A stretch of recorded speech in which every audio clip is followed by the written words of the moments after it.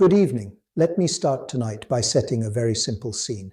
It is a restaurant in London, a public place, an ordinary moment that, in an instant, becomes something else entirely. British broadcaster Piers Morgan falls. Not a car crash, not a medical emergency that begins quietly. A fall, right there, that results in a fractured femur. That is where this begins. The injury is serious enough that it leads to surgery. Specifically, a hip replacement, and that is not a small procedure, not for anyone, not at any age. Morgan later shares a photograph from the hospital. He is in bed, post-surgery. The image itself is straightforward, unembellished. And with that image comes information, the kind that brings clarity to what happened next. He explains that he will be on crutches for around 6 weeks. He explains that long-distance travel will not be possible for approximately 12 weeks. This is recovery measured not in days, but in months. Sometimes life just pulls the floor out from under you, one might say. And that feeling, is unmistakable here. The fall did not involve alcohol. That detail is stated clearly. It is addressed directly without ambiguity. There is no mystery offered about intoxication, no hint of speculation, just a clean statement of fact. And then, in a separate moment, comes something else. A line that catches attention. In a social media post, Morgan assigns blame, not medically, not legally, but rhetorically. He blames former US President Donald Trump. It is framed humorously, a remark meant to be read with a raised eyebrow, not a sworn affidavit, a quip rather than a claim. "I blame Donald Trump," he writes, short, direct, loaded in a way that is familiar to anyone who follows his public voice. That comment travels quickly, as these things do. The injury itself remains the central fact. A fractured femur, a hip replacement, a hospital stay. Those are not punchlines, those are medical realities.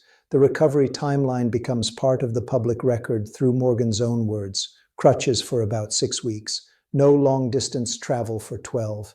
These are not estimates offered by third parties. They are presented by him personally, and colleagues respond. They comment on his recovery. They wish him well. The tone from them is supportive, focused on healing, focused on return, not drama. There is no reported complication in the surgery, no escalation beyond what is already known. Just this, a fall, an injury, an operation, and a recovery period. Your body has a way of reminding you who's in charge, as someone once said. And that sentiment hangs quietly over this moment. The hospital photo becomes a kind of punctuation mark. It confirms what the words already tell us. This is not abstract. This is physical. A fractured femur is not a minor injury. A hip replacement is not elective in this context. And yet, the tone from Morgan remains characteristically sharp, even while lying in a hospital bed. That is where the humor enters. That is where the line about Donald Trump appears, not as evidence, not as accusation, but as a familiar rhetorical move. It is important to say only what is known, and only what has been stated. He fell at a London restaurant. He fractured his femur. He underwent hip replacement surgery. He shared a hospital photo. He outlined his recovery timeline. He joked publicly about who he blames. No alcohol was involved. Colleagues commented on his recovery. That is the frame. That is the full set of facts we are given. And in that frame, you can feel the contrast between the seriousness of the injury and the levity of the comment, between immobility and a still active public voice. There's something humbling about a hospital room, as one might quietly observe. And that is where we leave this first part, with a man known for sharp commentary, temporarily slowed, grounded not by debate, but by bone and surgery. The context is set, the facts are on the table, so let's continue from there, from the hospital bed, from the place where the facts stop being abstract and start being physical. After the fall at that London restaurant, after the fractured femur, after the hip replacement surgery, the next thing that becomes clear is time, recovery time. This is not framed loosely, it is not vague. Piers Morgan states it plainly, crutches for about 6 weeks. No long-distance travel for 12. Those numbers matter.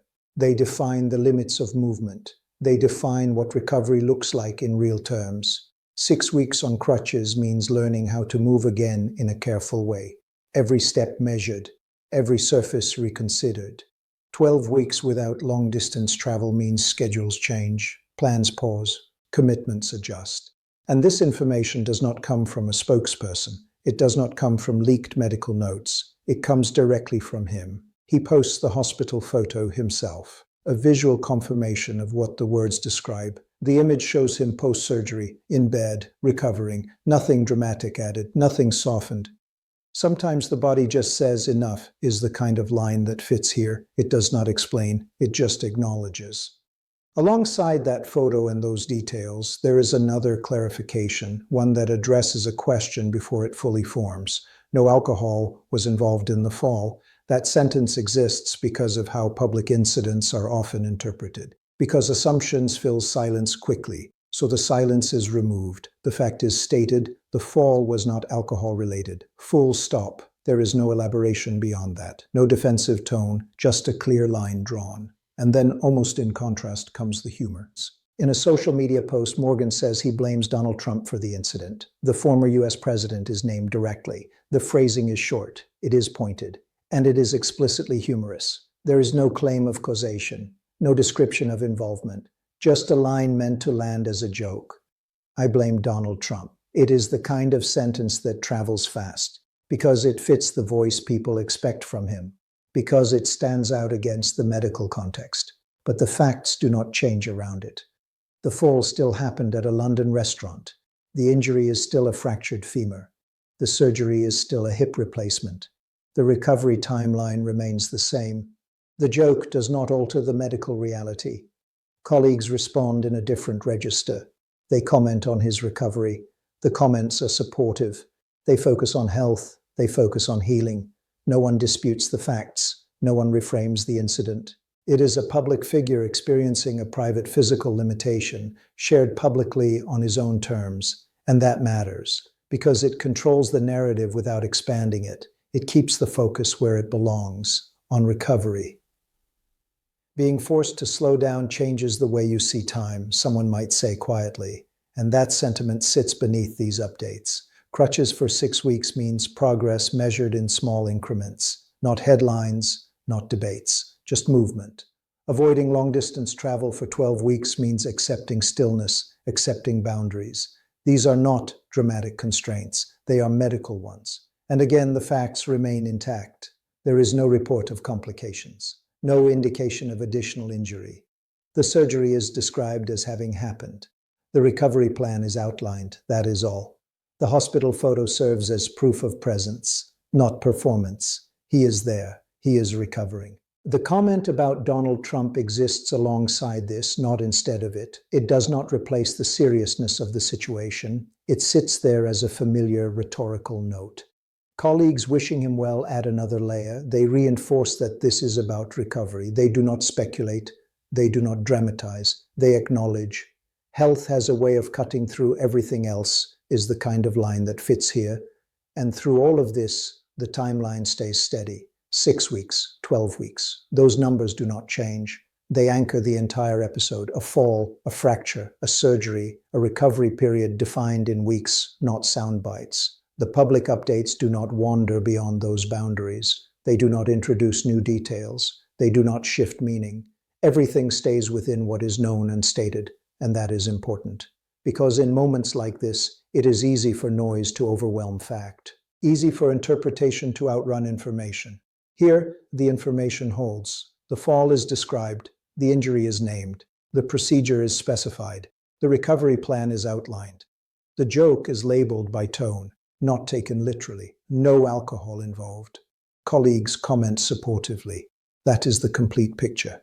It's strange how a single misstep can rearrange everything, one might say. And that observation does not need embellishment. This is not about blame, not about spectacle. It is about a moment that required surgery and now requires time. And time, in this case, is measured carefully. That brings us to the edge of this section, with the facts unchanged, with the recovery underway. And so we come to the end of this account, not with a twist, not with a revelation, but with a pause. The facts do not expand beyond what has already been said. They do not need to. A fall at a London restaurant, a fractured femur, a hip replacement surgery. Those details remain fixed. From there, the story becomes about recovery, about limits, about time passing in measured, careful steps. Piers Morgan shares what happened himself. He shows the hospital bed, he explains the road ahead, crutches for about 6 weeks, no long-distance travel for 12. Those numbers sit quietly at the center of everything. They do not invite interpretation. They do not ask for analysis. They simply describe what comes next. The clarification about alcohol stands unchanged. No alcohol was involved in the fall. It is a sentence that closes a door. It removes speculation. It leaves no loose end. And then there is the line that drew attention, the one delivered with humor. "I blame Donald Trump." It exists exactly as stated, a remark made publicly, a joke offered without elaboration. It does not rewrite the event. It does not redefine the injury. It sits there, familiar in tone, brief in form. Colleagues respond in a different voice. They comment on his recovery. They offer support. There is no counter-narrative, no dispute, no competing version of events, just acknowledgement. Sometimes the loudest thing is the quiet truth of what happened is the kind of line that fits here. And the truth of what happened is already fully known.